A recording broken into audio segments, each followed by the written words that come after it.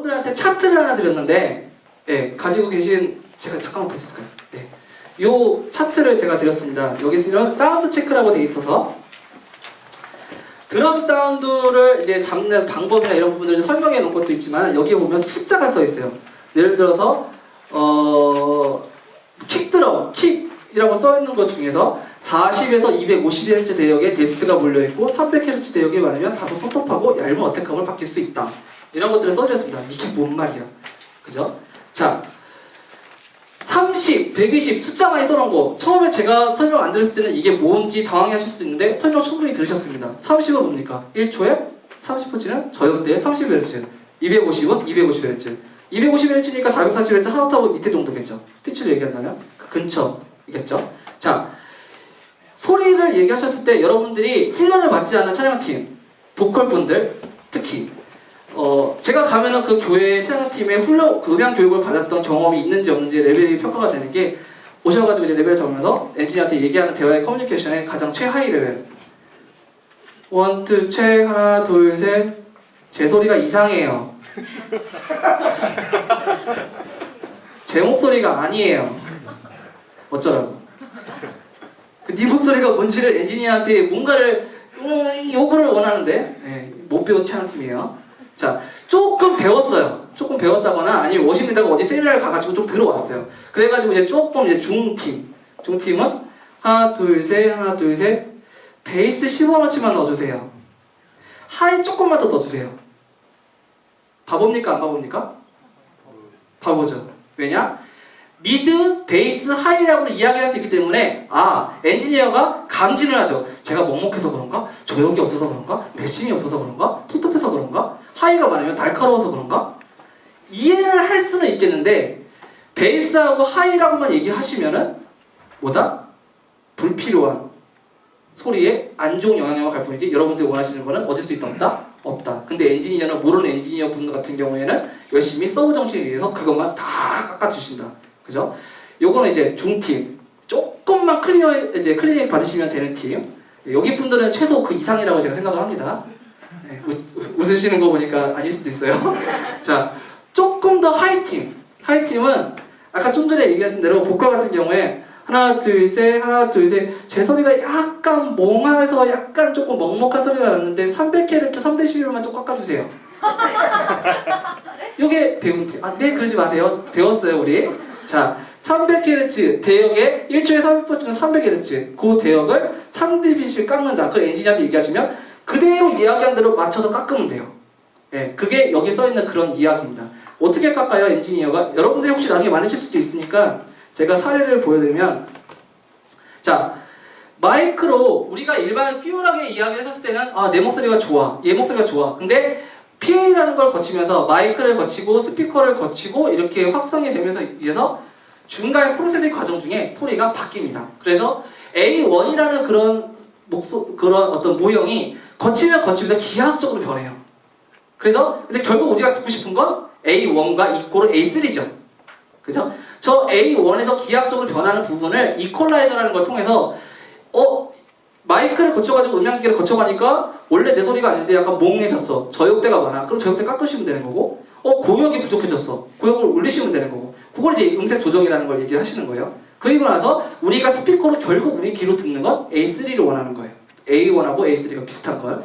자, 이거를 이제 조절하시는 게 이퀄라이저라는 건데 여러분들이 여기 혹시 관리하시거나 뭐 급하게 소리가 너무 멍한거려요 이런 경우는 이제 급하게 만드실 수도 있어요.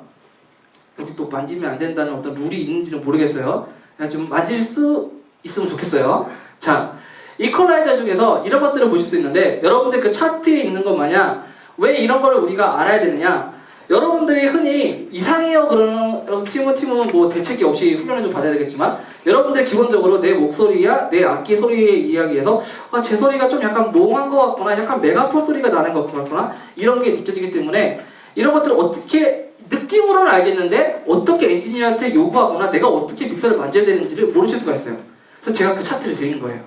그 차트에 내 목소리가 메가폰적인 소리가 난다 이런 경우 제 목소리가 1번이죠. 하나, 둘, 셋. 1번인데 자, 메가폰적인 소리가 난다. 메가폰 소리가 난다. 그러면 하나, 둘, 셋. 하나, 둘, 셋. 자, 이 소리가 어디서 나는 소리죠? 하나, 둘, 셋. 자, 콩나물 하세요. 콩나물. 자, 씹어. 떨입니다. 떨이.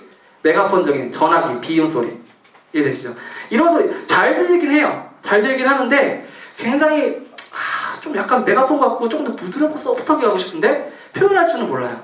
그러면 차트를 보세요. 차트를 보시고 1.1kHz에서 7kHz를 깎는다. 그러면 1kHz를 여러분들이 다시 깎으시거나 원형으로 갖다 놓으시면은 되시는 거예요.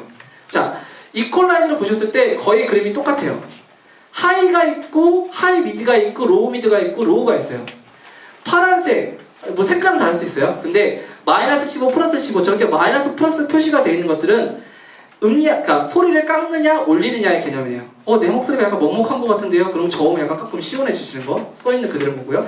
내가 저음이나 이런 거 다 괜찮은데 소리가 조금만 더 고역대, 조금만 더 날카롭게, 조금만 더 샹하게 잡혔으면 좋겠어요. 그럼 고역을 올리시면 되는 거죠. 뭐 3kg라고 써있어요. 그럼 3kg 올리시면 되는 건데 어떻게 올리시느냐? 그거를 제가 잠깐 설명을 드리면 로우하고 하이 미드, 로우 미드가 있는데 저 파란색 버튼은 가운데에 12시에 돼 있으면 아무것도 안 건드린 거예요. 바이패스예요.